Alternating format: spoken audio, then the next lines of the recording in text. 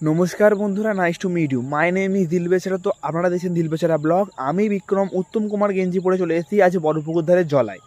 আপনারা হয়তো এটা ভালোভাবেই জানেন যে এখনকার দিনে কোনো রকম জমি আর পড়ে থাকে না, কি জলা জমি বলুন কি ডোবা বলুন, এখন সব জমিতেই ঘর বাড়ি হয়ে যায়। তো এখানে অনেক বিঘা বিঘা জমি জমি আছে এখানে, তার মধ্যে অনেক ঘরবাড়ি হয়তো হয়েছে, অনেক ঘরবাড়ি হয়ে গেছে এখানে। আগে এতটা ঘরবাড়ি ছিল না, তো এখন অনেক ঘরবাড়ি হয়ে গেছে।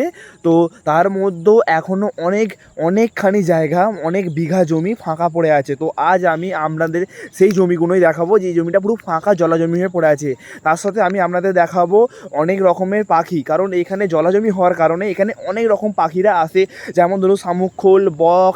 তারপর ধরুন এখানে অনেক জলা জমি হওয়ার কারণে এখানে অনেক যে সমস্ত বুনো শুয়োর, সকাল দিনের বেলা তো এখানে বুনো শুয়োর দেখতে পাওয়া যায়। ওই দিকে, ঠিক ওই দিকটা হচ্ছে মা মনসার ডাঙ্গা। আজ আমি ওই দিকেও আপনাদের নিয়ে যাব। বন্ধুরা, বড়পুকুর ধারে জলাটা এতটা বড় যে আমার পক্ষে একটা শর্ট ভিডিওতে পুরোটা দেখানো সম্ভব নয়। তো সেই জন্য আমি ঠিক করেছি যে পার্ট 1 পার্ট 2 করে ভাগ ভাগ করে আমি ভিডিও দেবো। তো আপনারা দেখবেন। আশা করছি আমার এই ভিডিওটা খুব ভালো লেগেছে। যদি খুব ভালো লেগে থাকে, যদি আপনাদের ভিডিওটা ভালো লেগে থাকে, তাহলে অবশ্যই একটা লাইক, একটা কমেন্ট আর একটা সাবস্ক্রাইব করে দেবেন। ধন্যবাদ।